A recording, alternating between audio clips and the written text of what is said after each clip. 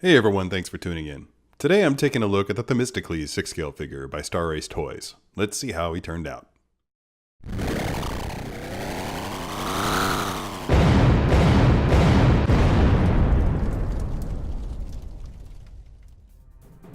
Whoa, that's some intense music right there. I'll try to keep up.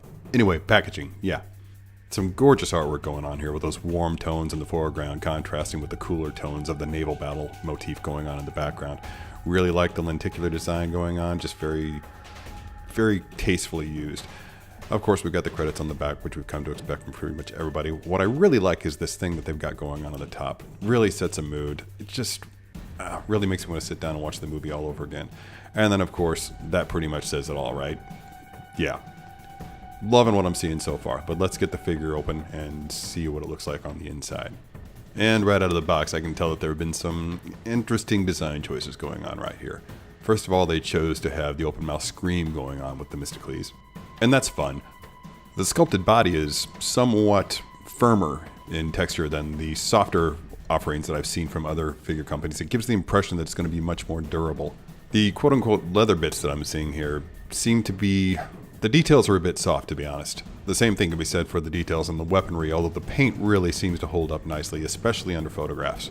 Fabric choices are solid though, and they downscale quite nicely. I'm particularly happy with what they did with the cloak. And this helmet is probably the pièce de résistance of all the accessories. It's going to look amazing, I can tell already under photographs, but let's get that pose nailed first. I'm going to be honest. It took me a fair amount of time to figure out how this cloak goes on, and in the end, ultimately, I had to look up reference photos. I went straight for the box, I think I want to say, but the clasp gave me a good deal of trouble, as you can probably see here in this inset video. It was challenging. The plastic's a little bit softer, so there was a fair bit of give to it. That's fine. I'd much rather see that take place than to have to deal with a more solid and thereby more brittle clasp, something that's likely to break if I'm having too big of a problem getting it into place. He does look a little bit ridiculous just standing there with his mouth hanging wide open, doesn't he? But don't worry about that, we'll soon have that fixed. Once the cape was finally in place, I was impressed with how naturally it tends to fall. There's minimal futzing, if any futzing whatsoever, that's required for you to make it look good.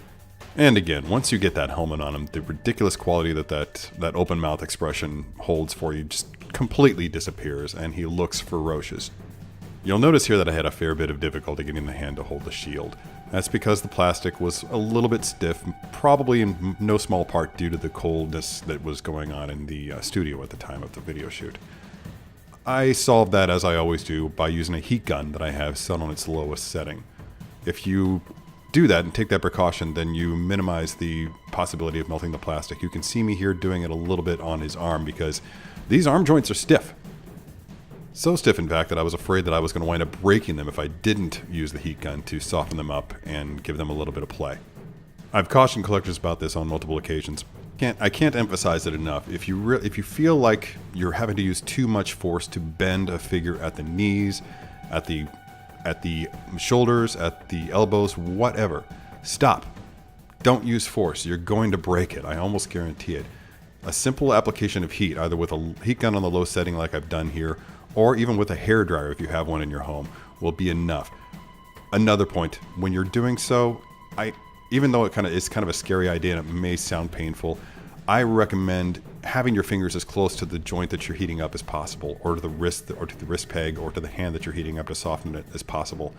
The reason for this is, if it's starting to hurt your hand, then it may be too hot for the plastic. So as soon as you feel that heat on your fingertips, then back off. You might be sensing some frustration on my part at this point, because I did run into some troubles. The stiffness on those ankle joints, I was never really able to get them to work. I don't even know if they're supposed to work. For all I know, they're supposed to remain in that static position, and I was just trying in vain to get them to do something they were never meant to do. Ultimately, my initial attempts to pose the figure were met with almost nothing but frustration. But with time and a little patience and taking time to get to know the figure body, I think you'll agree that I was actually able to pull off something pretty good here. In fact, later on in the photo shoot, I was even able to forego the use of the figure stand and have the character freestanding for what I consider to be some semi-action poses like this one right here. So yeah, there's a bit of a learning curve with the figure, but I think that with practice, you can actually get some pretty decent poses with it. And I can say quite a few really positive things about the paint. Once you factor the paint and the posability, eventual posability of the figure together, then you get something that's looking pretty decent on a shelf. I think fans of the franchise who found themselves starved for figures will be overall pleased with what Star Ace has done with this one. The figure's not without its challenges, but its successes shine quite nicely.